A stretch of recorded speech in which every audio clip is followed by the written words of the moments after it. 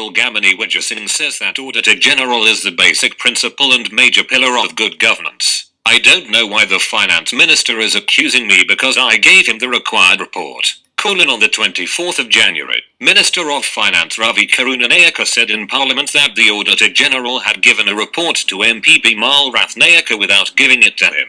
Is it true? A. It's an utter lie. The report was hand-delivered on the 17th of January Tuesday by Rama Gunasekaran, an official with the Auditor General's department, to his office. The private secretary for the minister had signed and accepted the report. I don't know why the minister accuses me. What is that report? A. The Minister of Finance had demanded written answers to 10 questions related to bond issues since 2008 to 2015. The reply to those questions was a report numbering 2,300 pages in 8 volumes. COPE is investigating the bond issue. Therefore, I sent a copy of the report to the COPE chairman Sunil Handinetti after I had sent it to the minister. It had been handed over to COPE member Bimal Rathnayake since the chairman was abroad. MP Rathnayake was required to study the report until the chairman returns. In addition to that, I also sent a copy to the Governor of the Central Bank of Sri Lanka, Dr. Indrajith Kumaraswamy. I did only that. The Minister of Finance Ravi Karunanayake stated in Parliament that you had exposed confidential information which is vital to the central bank and the economy. A. That must happen. I have no problem about the secrecy. Secrecy cannot be maintained with the Auditor General. If there are secret details, is delivering a report asked by the Minister of Finance a breach of secrecy? How can there be a breach of secrecy when the report is handed over to COPE? On the other hand, what is the secrecy in the documents which are 8 years old? This report is the next step of the central bank bond issue. This does not have any secrecy. Why does Minister Ravi Karunanayake clash with you? A. You may ask him.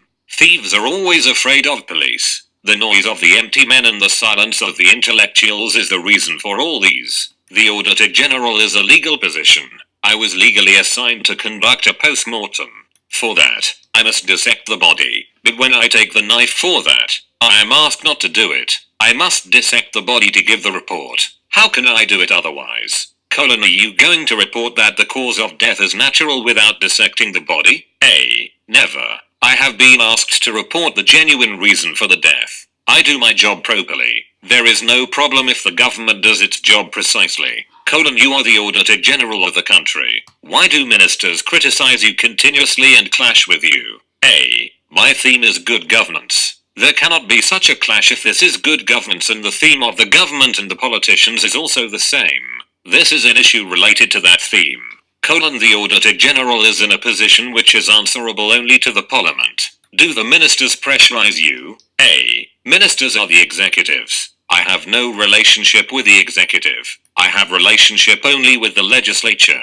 Ministers can deal with me only as MPs. They cannot deal with me as ministers. I oversee the executive and then report to Parliament. I must report to Parliament on the financial administration of many of public institutes. Mostly, these institutes are governed by ministers. They do not govern them from the side of the legislature. They do it from the side of the executive. I report to the Parliament if the procedure is right. Parliament must proceed there onwards. Are you responsible to provide reports to ministers? A. Number. For example, the Ministry of Finance is established by the Finance Act of 1949. The position of Auditor General was made answerable to the Parliament by the 1977 Constitution.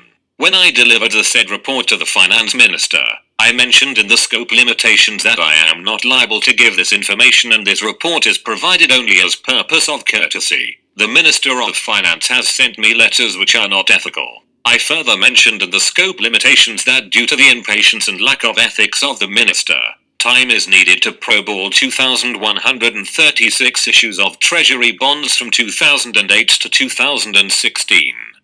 The Minister of Finance has vowed to take legal action against you. A. It is no problem for me. In such case, the Attorney General will appear for me. The government is delaying passing the audit bill. What happened to it? A. It has been directed to the Attorney General. He has sent me a copy of the final draft. Now it is in the office of the Prime Minister and I don't know what happened to it. Are you satisfied about that final draft? A. Not at all. The draft bill has been diluted. This is not the audit bill we expected, but we cannot proceed without even this. Can you outline the changes made in the draft bill?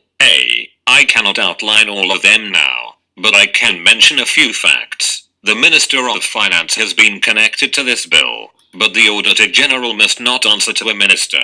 A minister must not be connected to this. This must be an independent act. Another fact is that the auditors can be fined Rs 100,000 in case if they expose the audit information. First it was 3 million rupees. We informed the Attorney General that we would reject this bill if such a huge fine is imposed, and Audit Service Commission also warned that they would resign.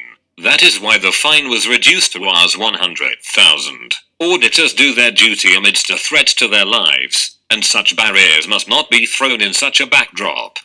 You are alleging that the audit service has collapsed as a result of the lack of Audit Act.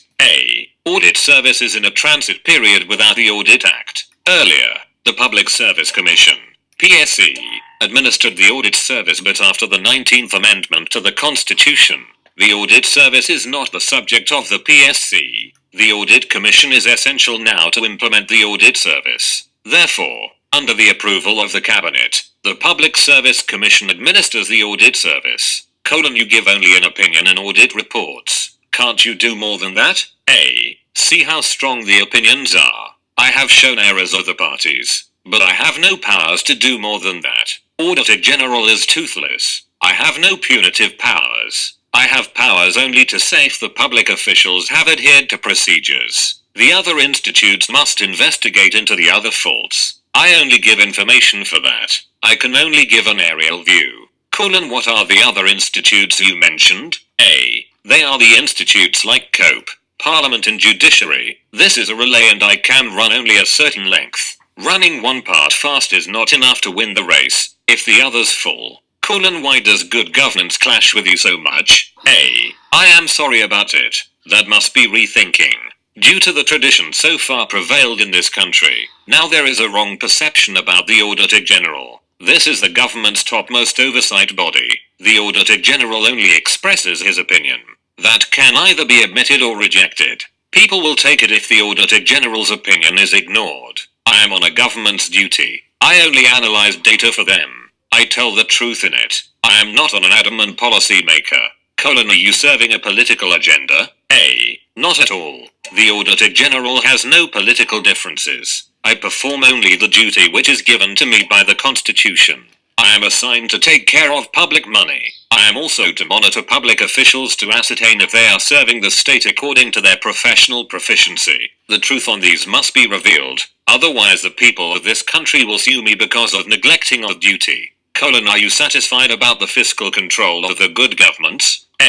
Not at all. The base of the good governance is the transparency and the value for money. We must avoid waste. I have identified 3 institutes that are responsible for the collapse in the country. The biggest destruction happens in the Ministry of Finance. The control of finance is not in the hand of the Ministry of Finance. The second is the Central Bank of Sri Lanka, which is mismanaged. The third is the Auditor General's department. The other institutes may not be so much decayed if the Auditor General's department had done its duty properly over the past 20 years. If the watchdog sleeps, the thieves will plunder the house. But I see now they think twice even though they blame me so much. Do you have any message to be given to the good governments? I must advise them to properly understand the meaning of good governance. The Auditor General is a watchdog. I am the government's Auditor General. If the house owners beat the watchdog, it will then hide and abandon the house it is supposed to guard.